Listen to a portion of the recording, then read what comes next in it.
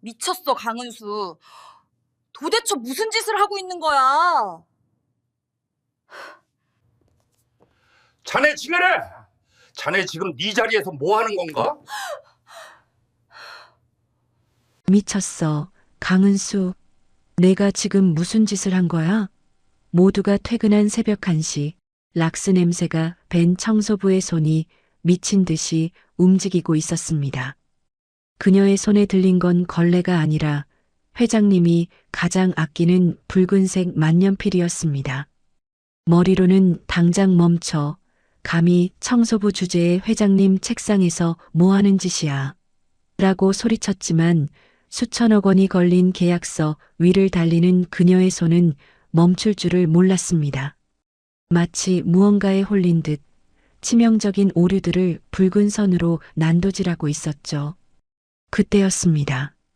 끽 육중한 회장실 문이 열리고 긴 그림자가 드리워졌습니다.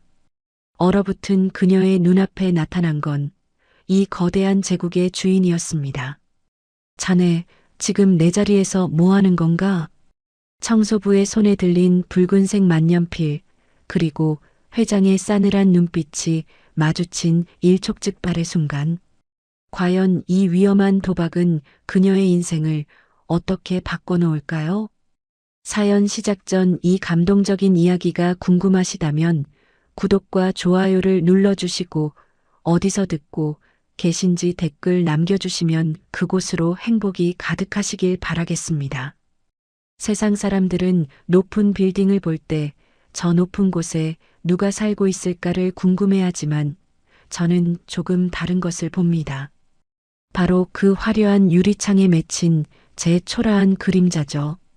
이곳은 한성그룹 본사 33층. 사람들은 이곳을 신의 영역이라 부릅니다. 대한민국에서 가장 똑똑하다는 사람들이 모여 나라의 경제를 좌우하는 결정을 내리는 곳이니까요. 하지만 매일 밤 11시 모두가 퇴근하고 정적이 내려앉은 이 공간의 진짜 주인은 저 같은 청소부들입니다. 제 이름은 강은수입니다. 하지만 이곳에서 제 이름은 중요하지 않습니다. 그저 파란 작업복을 입은 아줌마 혹은 바닥을 닦는 유령일 뿐이죠. 사람들은 제가 곁을 지나가도 눈길 한 번 주지 않습니다. 마치 공기처럼 혹은 배경처럼 저를 대하죠. 하지만 저는 그들이 모르는 비밀을 하나 가지고 있습니다. 제 눈에는 보인다는 겁니다. 저들이 그토록 자랑스러워하는 저 수천억 원짜리 기획안 속에 숨겨진 치명적인 함정이 말이죠. 오늘도 저는 묵묵히 걸레질을 하며 회장실로 향합니다. 제 딸 다슬이의 수술비 고지서가 주머니 속에서 바스락거립니다. 1억 원. 평생 바닥을 닦아도 만져볼 수 없는 그 숫자가 제 숨통을 조여옵니다. 제 인생은 왜 이렇게 비참할까요? 30년 전 비 오는 길가에 버려졌던 그날부터 제 운명은 이미 밑바닥으로 결정된 것만 같습니다. 머릿속에는 가끔 알 수 없는 복잡한 숫자와 그래프들이 폭풍처럼 몰아치지만 현실의 저는 그저 락스 냄새에 절어 사는 청소부일 뿐입니다. 회장실 문을 열자 은은한 치명 냄새가 코끝을 스칩니다. 낮 동안 이곳에서 오갔을 권력의 무게가 공기 중에 떠다니는 것 같죠.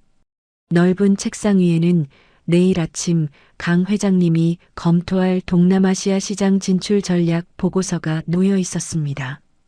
평소라면 무심코 지나쳤을 텐데 오늘따라 그 보고서 위로 쏟아지는 달빛이 너무나 강렬했습니다. 저도 모르게 걸레를 내려놓고 책상 앞으로 다가가 보고서를 넘겼습니다. 수백 장의 데이터, 복잡한 파생 상품 구조, 그리고 장밋빛 전망들. 하지만 제 눈에는 그 뒤에 숨은 거대한 함정이 보였습니다. 이건 아니야. 이대로 가면 한성은 3개월 안에 유동성 위기에 빠질 텐데. 제 입에서 저도 모르게 경영 전문가 같은 말이 튀어나왔습니다.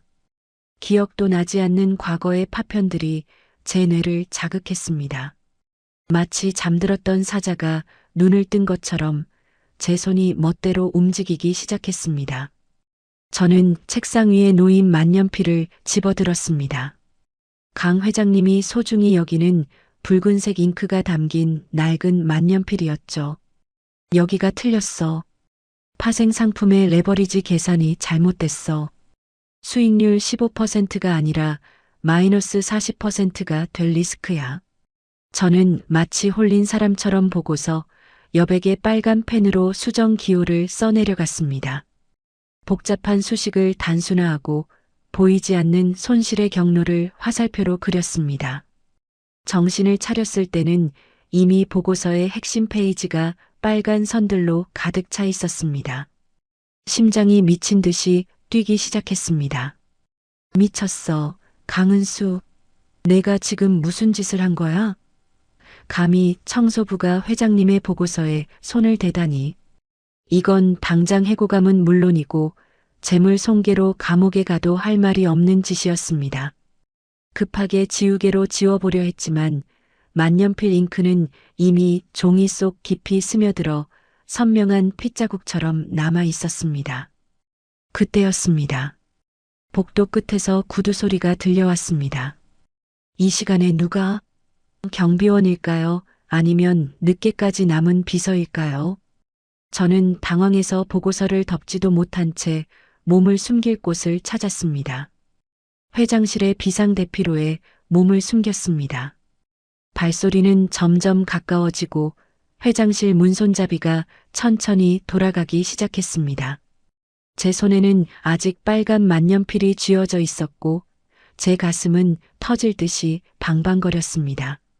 만약 여기서 들킨다면 제 인생은 정말 끝입니다. 하지만 이상하게도 무서운 마음 한편에 묘한 카타르시스가 느껴졌습니다. 30년 동안 억눌려 있던 제 안의 거인이 드디어 세상에 한마디를 던진 것 같았으니까요. 문이 열리고 그림자가 길게 드리워졌습니다. 저는 숨을 죽이고 어둠 속에 몸을 묻었습니다.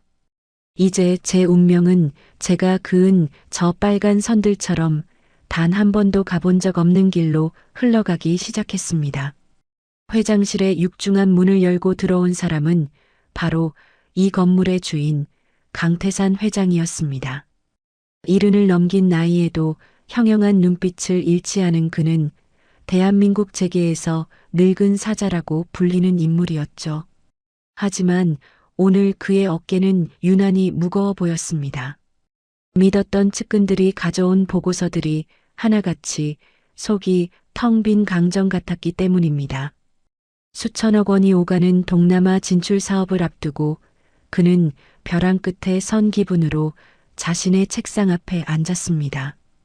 은수는 비상대피로에 이어진 계단을 따라 재빨리 회장의 방에서 도망 나왔습니다. 그가 습관적으로 보고서를 펼쳤을 때 그의 눈이 경련하듯 떨리기 시작했습니다. 정갈한 활자 위로 난무하는 핏빛 선들. 누군가 제멋대로 갈겨 쓴 빨간 펜의 흔적들이었습니다. 처음엔 분노가 치밀었습니다. 감히 누가 내 사무실에 들어와 이런 장난질을. 그가 비서를 부르려 벨에 손을 올린 순간 그의 시선이 빨간 펜으로 수정된 한 줄의 수식에 머물렀습니다. 그것은 단순한 낙서가 아니었습니다. 한성그룹의 최고 엘리트들이 수개월간 매달려도 찾아내지 못했던 회계적 맹점을 단 한 줄의 수식으로 꿰뚫고 있었던 겁니다. 강 회장의 손이 떨리기 시작했습니다. 돋보기를 꺼내보고서 구석구석을 훑어내려가는 그의 눈빛이 경악으로 물들었습니다. 이 빨간 선들은 마치 숙련된 외과 의사가 암덩어리만 골라 도려낸 수술 자국 같았습니다. 완벽했습니다. 아니, 아름답기까지 했습니다. 이건 단순한 전문가의 솜씨가 아니다. 이건 세상을 읽는 눈을 가진 자의 짓이야. 강 회장은 문득 30년 전 실종된 자신의 아내를 떠올렸습니다. 수학과 물리학에 천재적이었던 그녀는 복잡한 숫자들 속에서 미래를 읽어내곤 했죠. 그리고 그녀를 쏙 빼닮아 겨우 5살의 나이에 미분과 적분을 놀이처럼 즐기던 어린 딸 은수. 가슴 한구석이 찌릿하게 저려왔습니다. 이 빨간 펜의 필체, 거침없이 뻗어나가는 선의 끝자락이 묘하게 아내의 습관과 닮아 있었습니다. 그는 다급히 인터폰을 들었습니다. 보안실? 지금 당장 회장실 CCTV 확인해. 오늘 밤 내 방에 들어온 사람이 누구인지 1분 안에 보고해. 잠시 후 보안팀장의 떨리는 목소리가 들려왔습니다. 회장님, 그게 회장실에 출입한 사람은 야간 청소 담당인 강씨 아줌마뿐입니다. 다른 출입 기록은 전혀 없습니다. 청소부라고?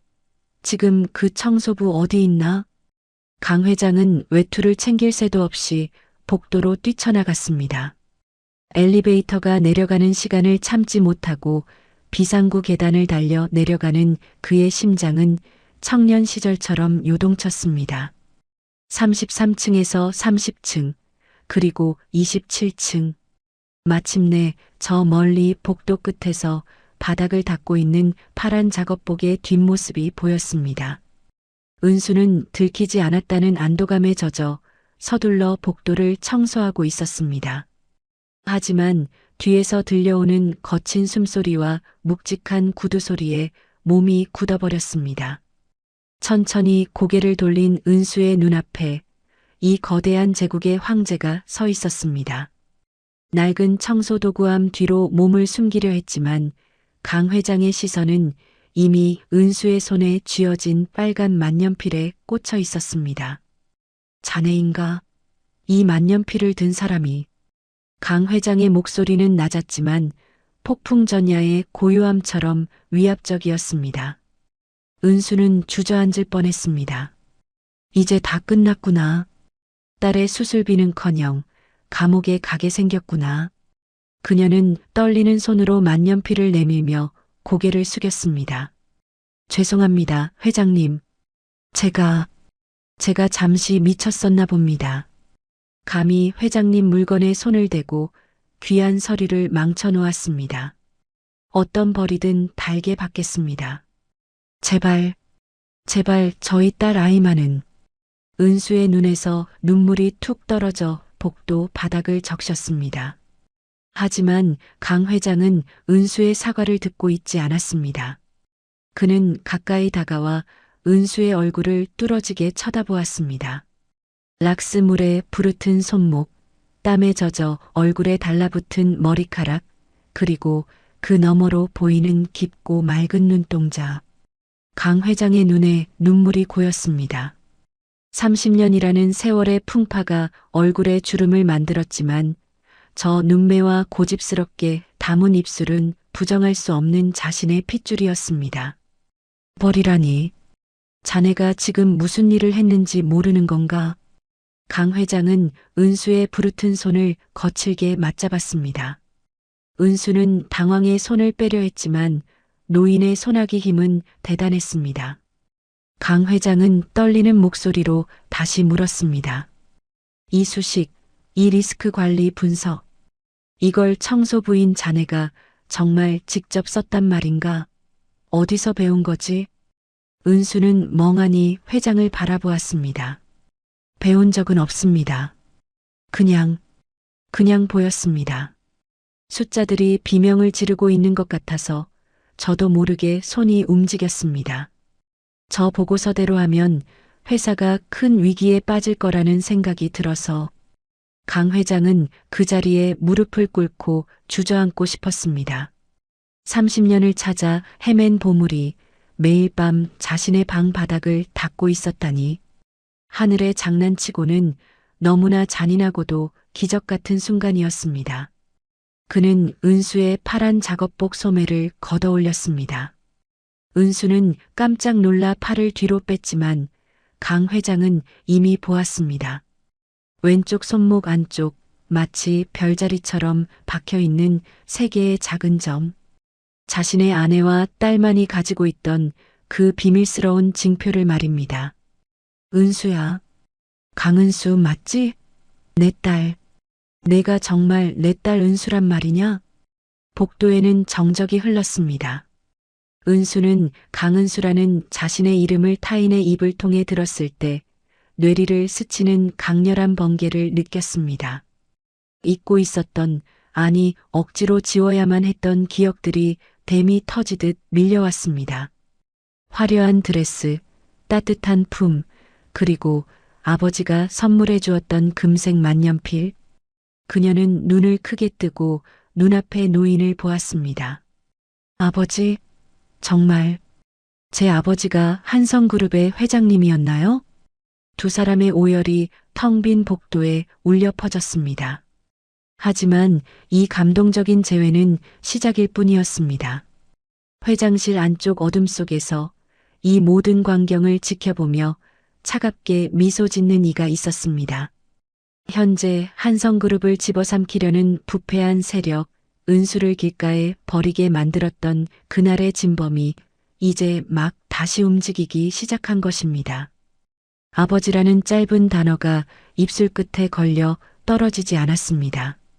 30년이라는 세월은 너무나 깊은 골짜기 같아서 그 너머에 있는 노인을 선뜻 아버지라 부르기엔 제 가슴에 맺힌 멍자국들이 너무 많았습니다. 하지만 강 회장님의 눈물 섞인 떨림은 제 본능을 깨웠습니다. 락스 냄새가 밴 제 손을 소중하게 감싸주는 그 온기는 제가 평생 그리워했던 단 하나의 기억이었습니다. 회장님은 저를 이 건물의 가장 깊숙한 곳, 자신의 개인 서재로 데려갔습니다. 화려한 회장실과는 또 다른 고요하면서도 위험 있는 공간이었습니다. 그곳에서 회장님은 믿기 힘든 이야기를 털어놓았습니다. 30년 전 제가 실종되었던 그날은 사고가 아니라 철저하게 계산된 음모였다는 사실을요. 당시 한성을 장악하려던 반대 세력들이 제 어머니를 죽음으로 몰아넣고 어린 저까지 없애려 했다는 이야기는 제 심장을 얼어붙게 만들었습니다. 은수야, 지금 당장 내가 너를 내 딸이라고 세상에 선포하고 싶지만 그래서는 안 된다. 저들은 아직 굶주린 이리처럼 도처에 깔려 있어. 내가 살아있다는 걸 아는 순간 그들이 다시 너를 공격할 거다. 너뿐만 아니라 내 딸, 내 손녀까지 위험해질 수 있어. 회장님의 말씀은 차가웠지만 정확했습니다. 저 혼자라면 상관없었지만 지금 병원에서 산소호흡기에 의지하고 있는 제 딸 다스리를 생각하면 눈앞이 아찔했습니다. 저들은 1억 원이라는 수술비가 없어 발을 동동 구르는 저를 비웃으며 다스리의 생명을 인질로 잡을지도 모를 일이었죠. 가슴 밑바닥에서 뜨거운 무언가가 치밀어 올랐습니다. 30년 전 제 인생을 훔쳐가고 이제는 제 딸의 목숨까지 위협하는 그 보이지 않는 적들에 대한 분노였습니다. 그럼 저는 어떻게 해야 하나요? 다시 파란 작업복을 입고 바닥을 닦으며 숨어 살아야 하나요? 제 딸은 지금 죽어가고 있는데 저는 언제까지 유령처럼 살아야 해요? 제 목소리가 서재를 울렸습니다. 회장님은 조용히 책상 위에서 낡은 서류 가방 하나를 꺼냈습니다. 그 안에는 수억 원의 수표 뭉치와 함께 아주 정교하게 만들어진 은색 가면 하나가 들어 있었습니다. 아니다. 이제 너는 바닥을 닦는 청소부가 아니라 한성그룹의 심장부를 수술할 외과 의사가 될 거다. 내가 보고서에 썼던 그 천재적인 분석력, 그것이 내 무기다. 내가 너를 블라인드 고문으로 임명하겠다. 아무도 내 얼굴을 모르고 아무도 내 정체를 모르는 상태에서 너는 이 서재에서 회사의 경영 전략을 짜고 부패한 인간들을 하나씩 쳐내는 거다. 회장님의 제안은 위험하면서도 매혹적이었습니다. 저는 더 이상 도망칠 곳이 없었습니다. 다스리의 수술비를 마련하고 제 잃어버린 30년을 되찾을 수 있는 유일한 길이었죠. 저는 그 자리에 앉아 파란 작업복 소매를 걷어붙였습니다. 그리고 회장님이 내민 은색 가면을 응시했습니다. 좋습니다. 제가 그 가면을 쓰겠습니다. 하지만 약속해 주십시오. 다스리의 수술을 지금 당장 시작해 주겠다고요. 그리고 제가 저들을 무너뜨릴 때까지 절대 누구에게도 제 존재를 알리지 않겠다고요. 회장님은 고개를 끄덕이며 전화를 걸었습니다. 단 5분 만에 다스리의 수술팀이 꾸려지고 수술비 전액이 입금되었다는 소식이 들려왔습니다. 제 주머니 속에 있던 1억 원의 고지서가 이제는 종이 조각에 불과하게 된 순간이었습니다. 이제 제 손에 든 것은 더러운 걸레가 아니라 수천억 원의 운명을 결정할 펜이었습니다. 저는 그날 밤 30년 동안 입어왔던 해진 파란 작업복을 제 손으로 태웠습니다. 불길 속으로 사라지는 옷자락을 보며 청소부 강은수도 함께 죽었다고 생각했습니다. 연기가 피어오르는 어둠 속에서 저는 거울을 보았습니다. 은색 가면을 쓴 여인, 차가운 지성과 뜨거운 모성애를 동시에 품은 새로운 존재가 탄생한 것이었습니다. 회장님은 저에게 첫 번째 임무를 주었습니다. 동남아 진출 사업의 이면에서 거액의 비자금을 빼돌리고 있는 현재의 전문 경영인 박상무를 축출하는 계획이었습니다. 그는 30년 전 실종 사건의 배후에 있던 자의 아들이자 현재 한성을 망쳐가고 있는 주범이었습니다. 저는 서재의 대형 모니터에 떠오른 수천 개의 숫자와 데이터들을 바라보았습니다. 기분이 이상했습니다. 분명 처음 보는 복잡한 장부들인데 제 뇌는 마치 물 만난 고기처럼 그 데이터들의 틈새를 파고들었습니다. 박상무가 숨겨놓은 교묘한 회계 부정의 흔적들이 제 눈에는 마치 형광펜으로 칠해놓은 것처럼 선명하게 보였습니다. 박상무, 당신이 3개월 동안 공들인 그 장밋빛 계획을 내가 단 하룻밤 만에 지옥으로 만들어주지. 가면 뒤에서 제 입술이 서늘하게 휘어졌습니다. 30년 전 어린아이를 빗길에 내버렸던 자들이 세운 이 거대한 성벽에 제가 그은 빨간 선 하나가 치명적인 균열을 만들기 시작했습니다. 다음 날 아침 박상무의 책상에는 출처를 알 수 없는 흰 봉투 하나가 놓여 있었습니다.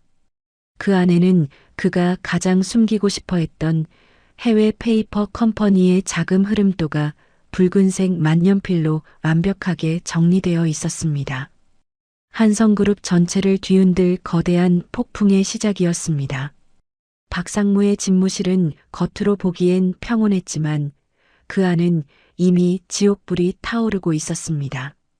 그가 평생을 공들여 쌓아온 비자금의 성벽이 정체 모를 누군가가 보낸 단 한 장의 흐름도 때문에 무너질 위기에 처했으니까요. 그는 미친 사람처럼 비서들을 닥달했습니다. 누구야? 내 방에 이딴 쓰레기를 두고 간 놈이 누구냐고. 하지만 돌아오는 대답은 한결같았습니다. CCTV에는 아무도 찍히지 않았습니다. 오직 야간 청소 인원뿐입니다. 박상무는 본능적으로 깨달았습니다.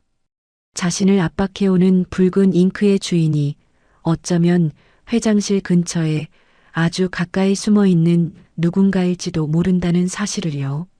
사실 강 회장님은 저를 만난 그날 밤 이후 극심한 심적 동요와 기쁨이 겹치며 평소 앓고 있던 지병이 급격히 악화되었습니다. 회장님은 자신의 약해진 모습을 박상무에게 들키지 않기 위해 공식적으로는 지방 별장 요양을 발표하고 회장실 뒷방 서재에 은둔하신 상태였죠. 박상무는 이 기회를 놓치지 않으려 했습니다. 노사자가 쓰러진 틈을 타한성을 통째로 집어삼키려 했던 겁니다. 박상무의 신복인 비서실장이 보고했습니다. 상무님, 최근 회장실 근처에서 낯선 여자의 실루엣을 봤다는 소문이 돌고 있습니다. 회장님이 요양 중이라 비어 있어야 할 층에 누군가 드나든다는 건 아무래도 수상합니다. 박상무의 눈이 번뜩였습니다. 낯선 여자? 노인네가 지방 별장에 처박혀 있는 줄 알았더니 사실은 회장실 뒷방에서 누구랑 수작이라도 부리고 있는 건가? 아니면 누군가 회장 이름으로 대리 경영이라도 하고 있다는 거야? 저는 서재의 대형 모니터를 통해 그의 몰락해가는 표정을 실시간으로 지켜보았습니다. 은색 가면을 쓴 제 모습이 화면에 비칠 때마다 묘한 전율이 등을 타고 흘렀습니다. 며칠 전까지만 해도 그의 구두에 묻은 흙을 닦던 제가 이제는 그의 목줄을 죄는 보이지 않는 손이 된 것이죠. 하지만 방심할 수는 없었습니다. 박상무는 상처 입은 짐승처럼 날카로워져 있었고 그는 자신의 파멸을 막기 위해 수단과 방법을 가리지 않을 인물이니까요. 저는 강 회장님께 다음 단계의 계획을 제안했습니다. 단순한 폭로가 아니라 그가 스스로 제 꾀에 빠져들게 만드는 거대한 함정을 파는 것이었습니다. 박상무의 가장 큰 약점은 그의 끝없는 탐욕입니다. 회장님이 쓰러지셨다고 믿는 지금이 그에게는 가장 위험한 찬스죠. 그가 추진하는 동남아 리조트 사업에 제가 설계한 가짜 투자자를 미끼로 던지겠습니다. 그가 그 미끼를 무는 순간 그는 한성그룹의 자금이 아니라 자신의 개인 자산을 모두 쏟아붓게 될 겁니다. 침대에 누워 가쁜 숨을 몰아쉬시던 회장님은 제 손을 꼭 잡으셨습니다. 그래, 은수야. 적을 무너뜨리려면 적이 가장 원하는 것을 쥐어줘야 하는 법이지. 하지만 조심해라. 내 건강이 안 좋다는 소문이 퍼진 이상 박상무는 직접 확인하러 33층에 들이닥칠 게다.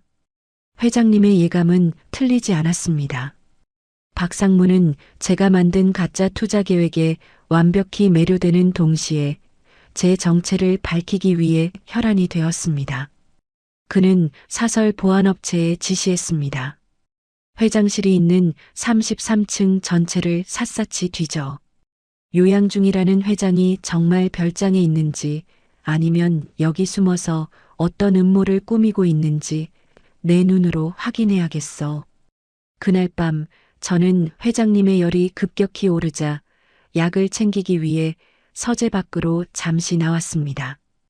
보안 요원들의 눈을 피해 복도를 달리던 그때 갑자기 엘리베이터 문이 열리며 박 상무와 무장한 요원들이 들이닥쳤습니다. 저는 본능적으로 근처 비상구 뒤로 몸을 숨겼지만 제 손에 들려있던 유리 약병이 바닥에 떨어져 쨍그랑 소리를 내며 박살이 났습니다. 거기 누구냐?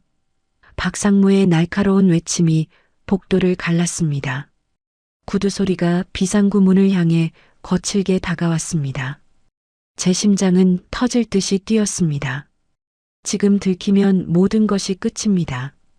딸의 수술도 30년의 복수도 회장님의 마지막 소원도 물거품이 되고 맙니다.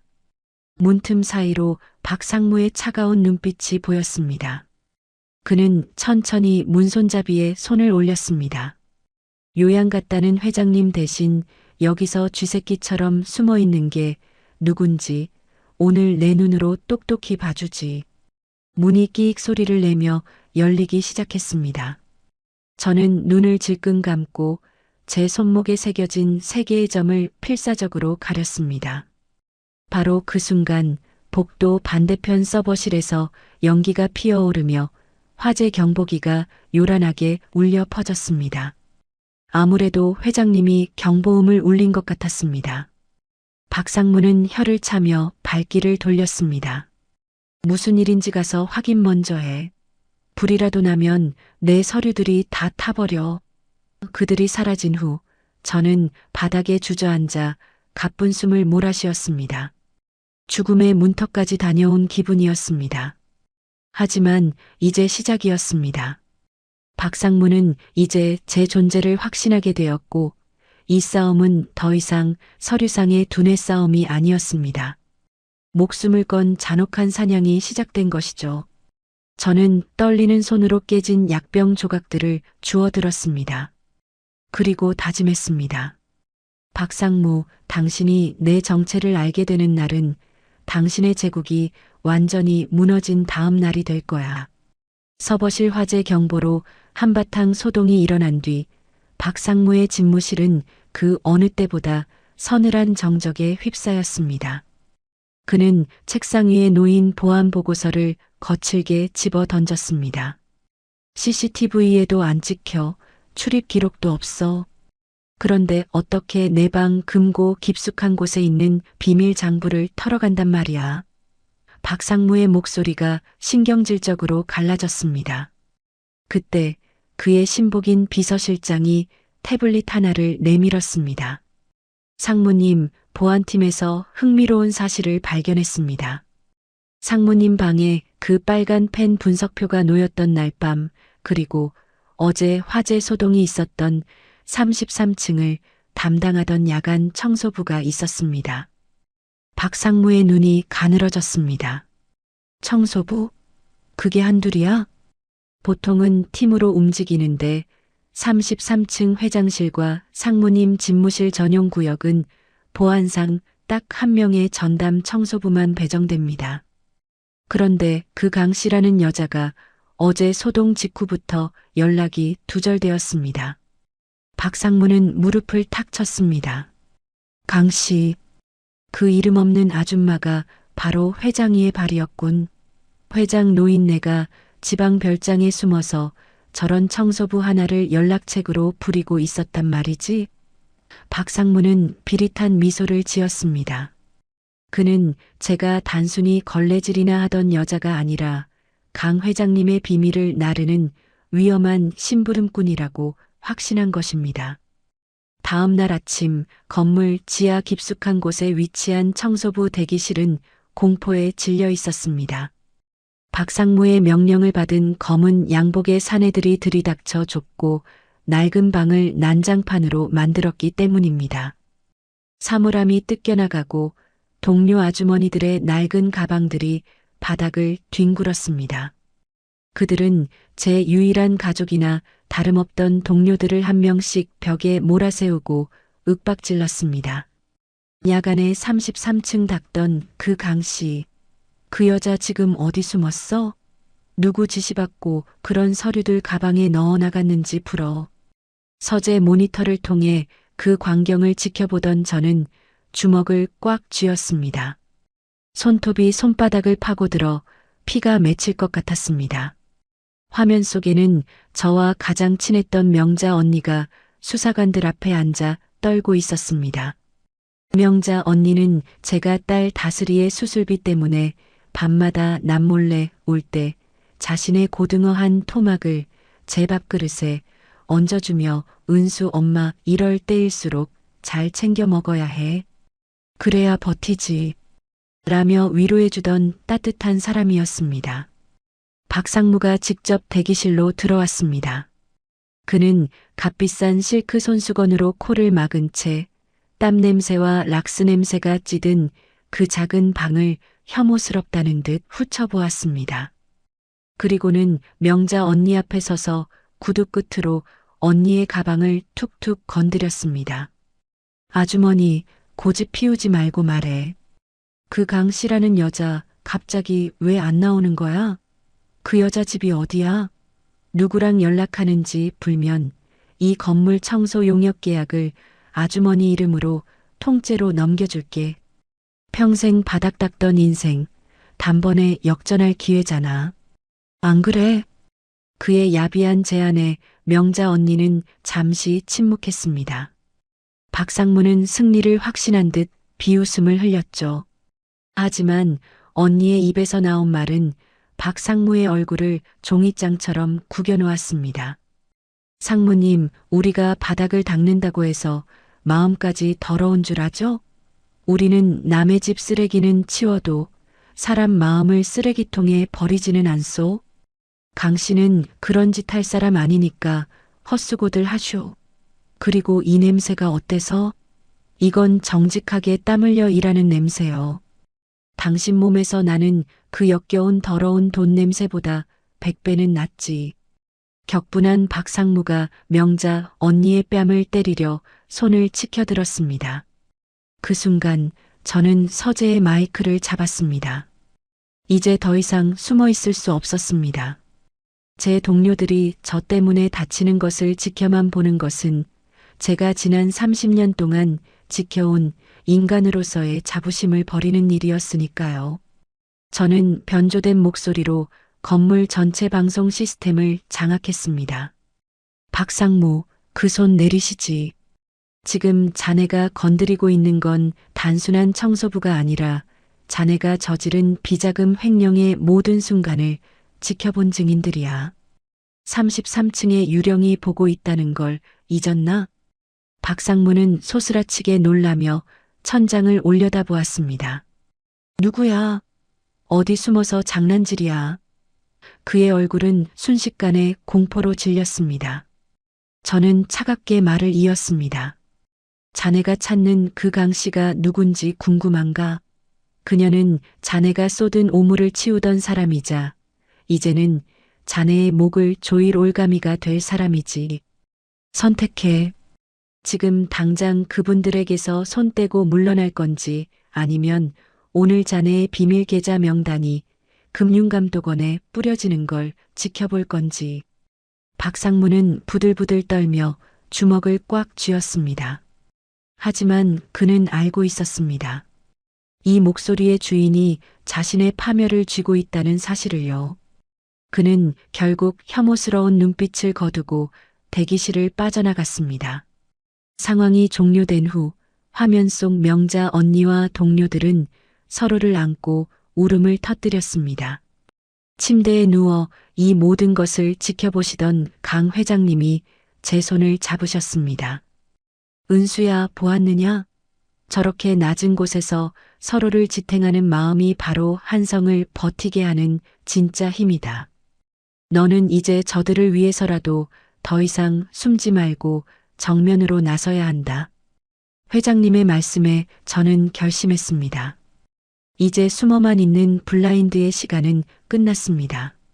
저는 박상무에게 마지막 메시지를 보냈습니다. 내일 오후 2시 이사회장에서 직접 내 정체를 드러내겠다고 말입니다. 박상무는 아직도 제가 누군가의 하수인인 줄 알고 비웃고 있겠지만 그는 모릅니다. 제가 지난 30년 동안 바닥을 닦으며 배운 것은 단순한 청소가 아니라 세상의 가장 어두운 곳에서 진실을 찾아내고 오물을 도려내는 법이었다는 사실을요. 저는 붉은 만년필을 꽉 쥐었습니다. 내일 이 펜 끝에서 한성의 역사가 다시 쓰일 것입니다. 가장 낮은 곳에서 가장 높은 곳을 향해 던지는 위대한 반격의 서막이었습니다. 운명의 오후 2시가 되기 전 저는 화려한 명품 정장이 아닌 단정하고 절제된 검은색 슈트를 차려입었습니다. 그리고 그 위에 차가운 은색 가면을 썼습니다. 거울 속에 비친 제 모습은 더 이상 락스물에 손을 담그던 청소부 강 씨가 아니었습니다. 30년 동안 응축된 분노와 천재성을 품은 한성그룹의 심판자 그 자체였죠. 회의실 앞 복도에는 제 동료였던 명자 언니와 아주머니들이 모여 있었습니다. 박상무의 해고 위협에도 굴하지 않고 자신들의 자리를 지키며 저를 응원하러 온 겁니다. 명자 언니는 가면을 쓴 저를 보며 누군지 알아보지 못했지만 제 손을 꼭 잡으며 속삭였습니다. 누구신지는 몰라도 우리 강씨 억울하지 않게 꼭 좀 도와주쇼. 그 양반 정말 착하게 산 사람이니까요. 언니의 거친 손마디에서 전해지는 진심의 눈물이 핑 돌았지만 저는 가면 뒤로 눈물을 삼키며 고개를 끄덕였습니다. 대회의실에 거대한 문이 열리자 수십 명의 이사진이 저를 주목했습니다. 상석에는 박상무가 이미 승리자의 미소를 지으며 앉아 있었습니다. 그는 제가 들어오는 것을 보고 비웃음을 흘렸죠. 드디어 나타나셨군. 33층을 유령처럼 떠돌던 그 연락책인가? 가면 뒤에 숨어서 장난질 치는 건 이제 끝이야. 오늘 이 자리는 우리 한성의 새로운 회장을 선출하는 성스러운 자리다. 너 같은 심부름꾼이 끼어들 곳이 아니란 말이야. 저는 아무 말 없이 박상무의 맞은편 자리에 앉았습니다. 그리고 강 회장님의 직인이 찍힌 서류 한 장을 테이블 중앙으로 밀어 넣었습니다. 박상무는 코웃음을 치며 서류를 훑어보더니 이내 얼굴색이 변했습니다. 그것은 강 회장님이 자신의 모든 경영권과 의결권을 블라인드 고문인 저에게 위임한다는 위임장이었습니다. 이게 무슨 노인네가 정말 망령이라도 든 건가? 이름도 얼굴도 모르는 여자한테 회사를 통째로 맡기다니. 박상무가 소리를 지르며 책상을 내리쳤습니다. 저는 천천히 자리에서 일어나 가면의 끈을 풀었습니다. 가면이 바닥에 떨어지고 제 얼굴이 온전히 드러난 순간 회의실 안은 비명과도 같은 정적에 휩싸였습니다. 30년 전 강 회장님을 모셨던 원로 이사들이 하나둘씩 자리에서 벌떡 일어났습니다. 아니, 저 눈매, 저 입술, 실종됐던 은수 아가씨? 원로 이사의 떨리는 목소리에 박상무의 안색은 순식간에 흑빛으로 변했습니다. 말도 안 돼. 은수는 30년 전에 죽었어. 내가 내 눈으로 확인했는데. 아니, 내 아버지가 분명히. 박상무는 당황한 나머지 제 입으로 진실의 파편을 뱉어버렸습니다. 저는 박상무를 향해 한 걸음 다가갔습니다. 당신 아버지가 나를 빗길에 버릴 때 분명히 죽을 거라고 생각했겠지. 하지만 나는 살았어. 당신들이 버린 그 밑바닥에서 당신들이 흘린 모든 얼룩을 닦아내며 살아남았단 말이야. 강은수, 그게 내 진짜 이름이다. 박상무는 미친 사람처럼 웃기 시작했습니다. 이름이 같다고? 얼굴이 닮았다고? 그게 무슨 소용이야. 너는 지난 30년 동안 바닥이나 닦던 청소부잖아. 무식한 내가 이 거대한 한성을 어떻게 이끌겠다는 거야? 이 사진 여러분, 속지 마십시오. 이건 강 회장이 꾸며낸 연극일 뿐입니다. 저는 비릿한 미소를 지으며 화이트보드 앞으로 다가갔습니다. 그리고 박상무가 그토록 공들였던 동남아 진출 기획안을 펼쳤습니다. 박상무, 당신은 이 사업으로 한성을 세계적인 기업으로 만들겠다고 했지? 하지만 내 눈엔 당신이 심어놓은 썩은 뿌리들이 너무나 선명하게 보여. 저는 빨간색 마커를 들고 거침없이 수식을 써내려가기 시작했습니다. 박상무가 숨겨두었던 페이퍼 컴퍼니의 자금 세탁 경로, 리조트 부지 매입 과정에서 부풀려진 수천억 원의 차익, 그리고 이 사진들에게 뇌물로 약속했던 지분 구조까지. 복잡한 회계 기호들이 제 손끝에서 마치 살아있는 유기체처럼 움직이며 박상무의 목을 죄어갔습니다. 회의실에 앉아있던 이사들의 눈빛이 경악으로 물들었습니다. 대한민국 최고의 엘리트들도 분석해내지 못했던 치명적인 오류와 부정의 증거들이 청소부였던 여인의 손에서 낱낱이 파헤쳐지고 있었으니까요. 이건 천재의 감각이야. 아니, 30년 전 회장님의 사모님이 보여주셨던 그 신들린 분석력과 똑같아. 원로 이사들이 탄식하듯 내뱉었습니다. 저는 박상무의 코앞까지 다가가 마지막 수식에 마침표를 찍었습니다. 박상무, 당신은 한성을 위해 일한 게 아니야. 당신의 아버지가 훔치려다 실패한 이 제국을 당신이 다시 한번 파먹으려 했던 것뿐이지. 하지만 이제 당신의 시간은 끝났어. 내가 당신이 쏟아놓은 이 더러운 쓰레기들을 완벽하게 치워줄 테니까. 그 순간 대회의실의 문이 다시 열리고 경찰들이 들이닥쳤습니다. 박상무는 자리에 주저앉아 헛웃음을 흘렸습니다. 청소부 주제에, 감히 청소부 주제에 내 회사를. 그는 보안 요원들의 손에 이끌려 나가는 순간까지도 현실을 부정했습니다. 박상무가 사라진 회의실에는 승리의 정적이 감돌았습니다. 저는 이사들을 향해 고개를 숙이지 않았습니다. 대신 당당하게 선언했습니다. 저는 오늘부터 강태산 회장님의 대리인이자 한성그룹의 비상경영위원장으로서 이 자리에 섭니다. 지난 30년 동안 저는 이 건물의 가장 낮은 곳에서 여러분이 보지 못한 진실들을 보았습니다. 이제 한성은 화려한 겉모습이 아니라 가장 정직하고 깨끗한 바닥부터 다시 시작할 것입니다.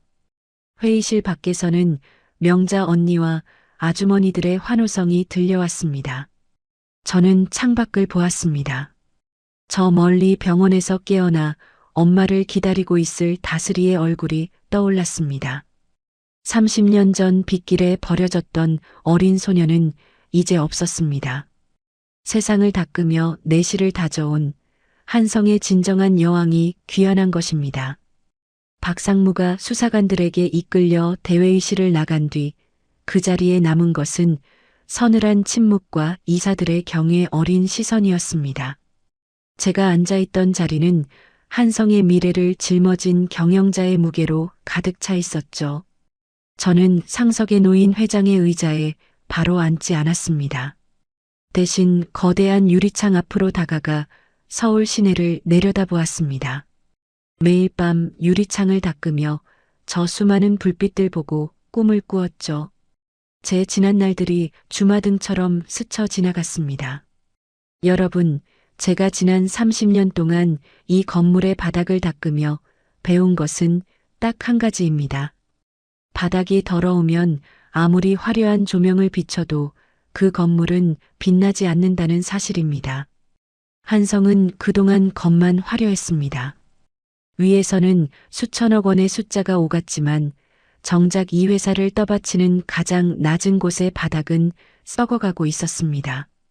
제 목소리는 낮았지만 회의실 구석구석까지 단단하게 울려 퍼졌습니다. 이사들은 숨을 죽인 채 제 입술만 바라보았습니다. 저는 주머니에서 그 낡은 빨간 만년필을 꺼내 탁자 위에 올려두었습니다. 이제 한성의 대청소를 시작하려 합니다. 단순한 경영 정상화가 아닙니다. 한성의 영혼을 다시 씻어내는 작업이 될 것입니다. 저 박상무가 더럽혀 놓은 장부들, 이권 카르텔로 엮인 부당한 계약들, 그리고 권력의 뒤에 숨어 성실한 노동을 비웃던 모든 문화를 이 빨간 펜으로 직접 도려내겠습니다. 회의가 끝난 후 저는 곧장 강 회장님이 계신 병실로 향했습니다. 회장님은 TV 뉴스를 통해 제 활약을 이미 보고 계셨습니다. 앙상하게 마른 손으로 제 손목에 세 점을 어루만지며 아버지는 아이처럼 눈물을 흘리셨습니다. 은수야, 장하다. 내 엄마가 하늘에서 보고 있었다면 너를 안고 덩실덩실 춤을 췄을 게다. 가장 낮은 곳에서 인내한 내가 가장 높은 곳에서 정의를 실현하는구나. 저는 아버지의 손을 꼭 잡으며 약속했습니다. 아버지, 이제 다스리도 저도 그리고 한성도 제가 배운 그 끈기로 이 회사를 지켜내겠습니다. 다음 날 아침 저는 한성그룹의 경영위원장으로서 첫 번째 공식 업무를 지시했습니다. 세간의 예상을 뒤엎는 파격적인 정책이었습니다. 한성 클린 프로젝트라고 명명된 그 계획의 핵심은 한성그룹의 모든 용역직 노동자들을 본사 정규직으로 전환하고 그들의 처우를 직원급 수준으로 존중하는 것이었습니다. 청소부는 이 건물의 얼굴이자 매일 아침 가장 먼저 진실을 마주하는 분들입니다. 그들이 자부심을 느끼지 못하는 회사는 결코 세계로 뻗어나갈 수 없습니다. 제가 이 발표를 마쳤을 때 회사 내부 게시판은 발칵 뒤집혔습니다. 청소부 출신이 회장 대행이 되더니 회사를 복지회관으로 만들 작정이냐는 비아냥도 있었죠. 하지만 저는 흔들리지 않았습니다. 저는 직접 지하 대기실로 내려갔습니다. 락스 냄새와 땀 냄새가 밴 그 좁은 방, 제가 살았던 그곳으로 말입니다. 명자 언니와 동료들은 당황해서 어쩔 줄 몰라 하며 제 곁으로 다가오지도 못했습니다. 은수, 아니, 고모님, 아가씨, 진짜 아가씨였어? 명자 언니의 떨리는 목소리에 저는 가면을 썼던 날보다 더 환하게 웃으며 언니를 꽉 안았습니다.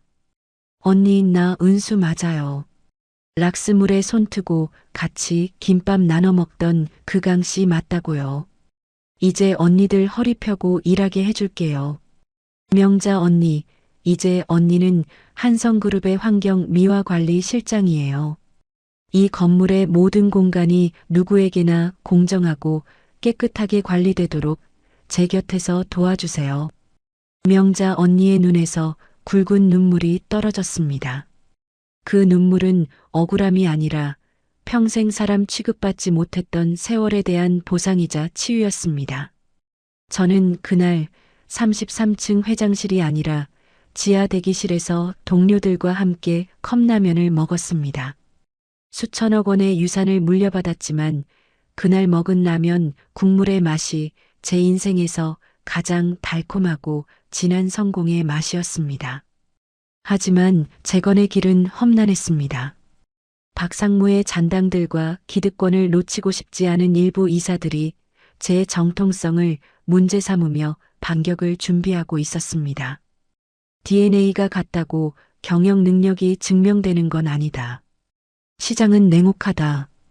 그들은 제가 숫자에 밝다는 것은 인정했지만 거대한 자본 전쟁에서 이길 배짱은 없을 거라 믿고 있었습니다. 저는 그들의 예상을 깨기 위해 밤을 새워 다시 빨간 펜을 들었습니다. 박상무가 망쳐놓은 동남아 사업을 단순히 취소하는 게 아니라 완전히 새로운 형태의 ESG 친환경 리조트로 재설계했습니다. 청소부로서 현장을 누비며 보았던 공간의 진실을 경영에 녹여낸 것이죠. 고객이 보지 못하는 구석까지 정직하게 관리되는 리조트. 그 정직함이 한성의 새로운 브랜드가 될 것이라 확신했습니다. 제 분석 보고서가 다시 한번 이사회 테이블 위에 올랐을 때 저를 비웃던 이사들은 할 말을 잃었습니다.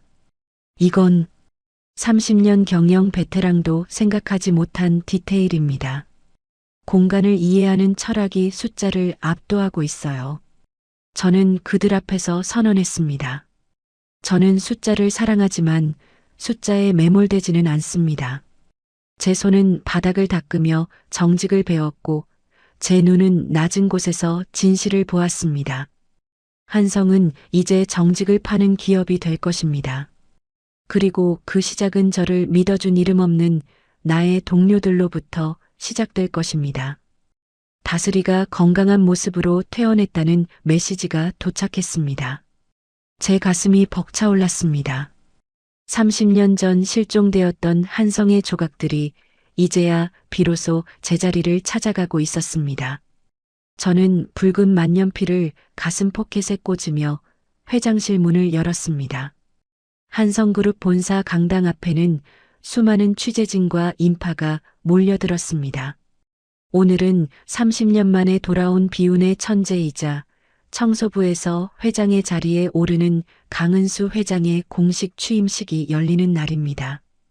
강당 안에는 화려한 꽃장식과 격식 있는 음악 대신 은은한 백단향 향기와 한성그룹을 묵묵히 지탱해온 현장 직원들의 활기찬 박수 소리가 가득했습니다. 저는 거울 앞에 섰습니다. 정갈하게 빗어넘긴 머리, 제 가슴 포켓에는 30년 전 아버지가 제게 주셨던 그리고 진실을 파헤칠 때 썼던 그 낡은 빨간 만년필이 꽂혀 있었습니다. 거울 속의 저는 더 이상 유령이 아니었습니다. 자신의 이름으로 서고 자신의 의지로 세상을 바꾸는 한 사람의 당당한 거인이었죠. 단상에 오르자 수많은 플래시 세례가 쏟아졌습니다. 저는 준비된 원고를 내려놓았습니다. 대신 객석 맨 앞줄에 앉아 계신 아버지, 휠체어에 앉아 인자한 미소를 짓고 계신 강태산 회장님을 바라보았습니다. 그리고 그 옆에서 꽃다발을 들고 해맑게 웃고 있는 제 딸 다스리를 보았습니다. 스스로 건강을 되찾아 이제는 제법 힘차게 달려와 안길 줄 아는 다스리의 모습은 제가 받은 1,000억 원의 유산보다 훨씬 더 귀하고 눈부신 기적이었습니다. 여러분, 저는 오늘 이 자리에서 성공을 말하지 않으려 합니다. 대신 제가 지난 30년 동안 배운 청소의 철학을 말씀드리고 싶습니다. 사람들은 오물이 묻은 바닥을 보면 인상을 찌푸리며 피합니다. 하지만 누군가는 그 오물을 닦아내야만 그 공간이 다시 빛을 발합니다. 경영도 마찬가지입니다. 부당한 이익, 탐욕스러운 욕망, 약자를 짓밟는 권위라는 오물을 닦아내지 않으면 그 기업은 결코 진정한 가치를 가질 수 없습니다. 제 목소리가 마이크를 타고 강당 전체에 울려 퍼졌습니다. 저는 한성을 세계에서 가장 큰 기업으로 만들겠다고 약속하지 않겠습니다. 대신 세계에서 가장 깨끗한 기업으로 만들겠습니다. 보이지 않는 곳에서 땀 흘리는 노동자의 손을 가장 먼저 잡고 숫자의 뒤에 숨은 사람의 눈물을 가장 먼저 닦아주는 기업. 그것이 제가 닦아나갈 새로운 한성의 모습입니다. 제 연설이 끝나자마자 강당 뒷좌석에서 가장 먼저 기립박수가 터져 나왔습니다. 바로 명자 언니와 푸른 작업복을 입은 저의 옛 동료들이었습니다. 이제는 용역업체 직원이 아닌 한성그룹의 정규직 환경경영팀으로서 당당하게 취임식에 초대된 그분들의 눈에는 기쁨의 눈물이 고여 있었습니다. 그분들이 저를 향해 흔드는 거친 손마디들이야말로 제가 이 자리에 서 있는 이유였습니다. 취임식이 끝나고 저는 아버지와 함께 33층 회장실로 올라갔습니다. 아버지는 창밖의 전경 대신 저를 빤히 바라보며 말씀하셨습니다.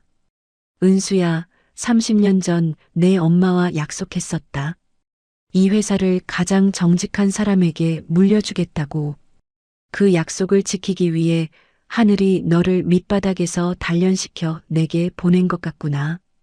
이제 나는 마음 편히 무거운 짐을 내려놓을 수 있겠어. 아버지는 제 손을 꼭 잡으시고는 조용히 눈을 감으셨습니다. 평생을 지켜온 제국을 가장 믿음직한 후계자에게 넘겨준 사자의 평온한 휴식이었습니다. 그날 저녁 저는 다스리와 함께 제가 예전에 살던 반지하 방 근처 작은 공원을 찾았습니다. 화려한 펜트하우스로 이사했지만 힘들 때마다 찾아와 마음을 다잡던 곳이었죠. 다스리가 놀이터에서 친구들과 뛰어노는 모습을 보며 저는 주머니에서 빨간 만년필을 꺼내 보았습니다. 인생은 참으로 알 수 없는 것입니다. 누군가는 저를 보고 1,000억 원의 유산을 받은 행운아라고 말할지도 모릅니다. 하지만 제가 진정으로 얻은 유산은 돈이 아니었습니다. 가장 어두운 곳에서도 희망을 잃지 않는 법, 사람의 온기가 돈의 가치보다 중요하다는 깨달음, 그리고 무엇이든 정직하게 닦아내면 결국 진실은 빛난다는 믿음이었습니다. 이제 저는 새로운 기획안을 작성합니다. 이번엔 빨간 펜으로 오류를 잡아내는 것이 아니라 우리 사회의 소외된 이웃들이 다시 일어설 수 있도록 돕는 한성희망 재단의 설계도입니다. 다스리에게 그리고 이 땅의 수많은 다스리들에게 세상은 내가 믿는 만큼 따뜻하고 내가 노력하는 만큼 공정하다는 것을 증명해주고 싶습니다. 가면을 썼던 날의 긴장감도 락스물에 손이 터지던 아픔도 이제는 모두 소중한 훈장이 되었습니다. 저는 오늘도 거울 속의 저에게 속삭입니다. 은수야, 오늘도 세상을 깨끗하게 닦아보자. 가장 낮은 곳에서 시작해 가장 높은 곳의 주인이 된 청소부 강은수의 이야기는 여기서 끝이 아닙니다. 이것은 또 다른 누군가가 자신의 바닥을 닦고 일어나 빛을 낼 수 있도록 돕는 새로운 기적의 시작이니까요. 여러분의 오늘이 비록 차가운 바닥일지라도 낙담하지 마세요. 그 바닥을 정성껏 닦아내다 보면 어느새 여러분의 손에는 세상을 바꿀 빛나는 만년필이 쥐어져 있을 것입니다. 당신의 그 성실한 땀방울이 곧 당신의 위대한 유산이 될 것임을 저 강은수가 진심으로 응원합니다. 오늘의 이야기가 당신의 마음에 작은 울림과 용기를 드렸다면 앞으로도 당신의 앞날에 든든한 위로가 될 이야기들로 찾아뵐 수 있도록 구독과 좋아요를 부탁드립니다. 사연의 주인공인 은수 씨와 다스리의 앞날, 그리고 지금 이 순간에도 묵묵히 삶을 닦아나가고 계신 여러분을 위해 따뜻한 응원의 한마디를 댓글로 남겨주세요. 당신의 오늘을 늘 응원합니다.